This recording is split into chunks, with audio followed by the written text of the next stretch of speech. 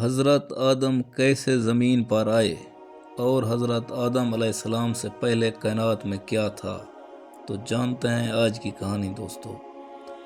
آغاز کائنات، وقت، مکان، روشنی، اندھیرا کچھ بھی نہیں تھا، نہ آسمان، نہ زمین، نہ سورج، نہ چاند، صرف اللہ تعالیٰ تھے ازل سے ابد تک۔ اللہ نے ارادہ فرمایا کہ وہ اپنی قدرت کو ظاہر کرے، اپنی حکمت کو پہچانے اور ایسی مخلوق پیدا کرے جو سوچ سکے، سمجھ سکے، سوال کر سکے اور اختیار کے ساتھ عبادت کرے۔ چنانچہ اللہ پاک نے کن فرمایا اور کائنات وجود میں آ گئی۔ اس کے بعد اللہ تعالیٰ نے فرشتوں کی تخلیق میں سب سے پہلے فرشتوں کو نور سے پیدا فرمایا۔ یہ وہ مخلوق تھی جو نہ بھوکی ہوتی تھی، نہ تھکتی تھی، نہ گناہ کرتی تھی، نہ نافرمانی جانتی تھی۔ فرشتوں کا کام صرف ایک تھا، اللہ کی عبادت اور اس کے احکامات کی تعمیل۔ اس کے بعد اللہ تعالیٰ نے جنات کی تخلیق کی۔ پھر اللہ نے جنات کو آگ سے پیدا فرمایا۔ ان کے اندر اختیار تھا جیسے بعد میں انسان کو دیا گیا۔ جنات زمین پر بسائے گئے، ان میں نیک بھی تھے، بد بھی تھے، وقت گزرتا گیا۔ جنات نے زمین پر فساد، قتل و غارت اور نافرمانی شروع کر دی۔ اللہ نے فرشتوں کو حکم دیا، فرشتوں نے زمین کو پاک کیا۔ اسی جنات میں ایک جن تھا جو بہت عبادت گزار تھا، اس کا نام تھا ابلیس۔ وہ فرشتوں کے ساتھ رہنے لگا، اپنی عبادت پر مفرور ہو گیا۔ اور اس کے بعد آتا ہے انسان کی تخلیق کا اعلان۔ ایک دن اللہ نے فرشتوں سے فرمایا، میں زمین میں ایک خلیفہ بنانے والا ہوں۔ فرشتے حیران ہو گئے۔ انہوں نے ادب سے عرض کیا، یا اللہ، کیا آپ ایسی مخلوق پیدا کریں گے جو زمین میں فساد کرے گی اور خون بہائے گی؟ اللہ نے فرمایا، میں وہ جانتا ہوں جو تم نہیں جانتے۔ چنانچہ حضرت آدم کی تخلیق شروع ہو گئی۔ اللہ پاک نے زمین کے مختلف حصوں سے مٹی لی، سفید، سیاہ، سرخ، نرم اور سخت۔ اس لیے انسانوں کے رنگ، مزاج اور طبیعتیں مختلف ہوئیں۔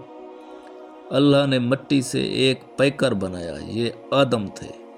ایک مدت تک وہ پیکر بے جان رہا۔ فرشتے دیکھتے، ابلیس دیکھتا اور اس کے دل میں حسد جنم لینے لگا۔ روح کا پھونکا جانا۔ پھر وہ لمحہ آیا، اللہ نے حضرت آدم میں روح پھونکی۔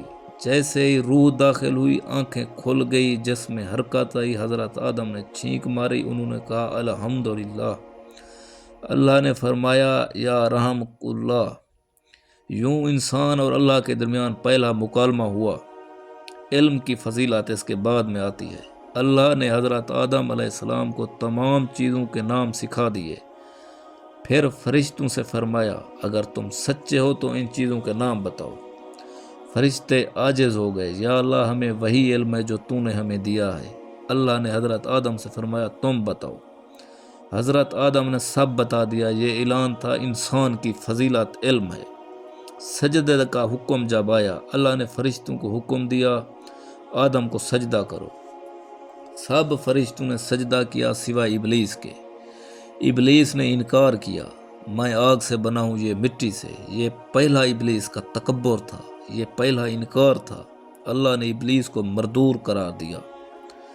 اس کے بعد جنت میں قیام۔ حضرت آدم کو جنت میں بسایا گیا۔ پھر حضرت حوا کو پیدا کیا گیا۔ فرمایا گیا، سب کچھ کھاؤ مگر اس درخت کے قریب نہ جانا۔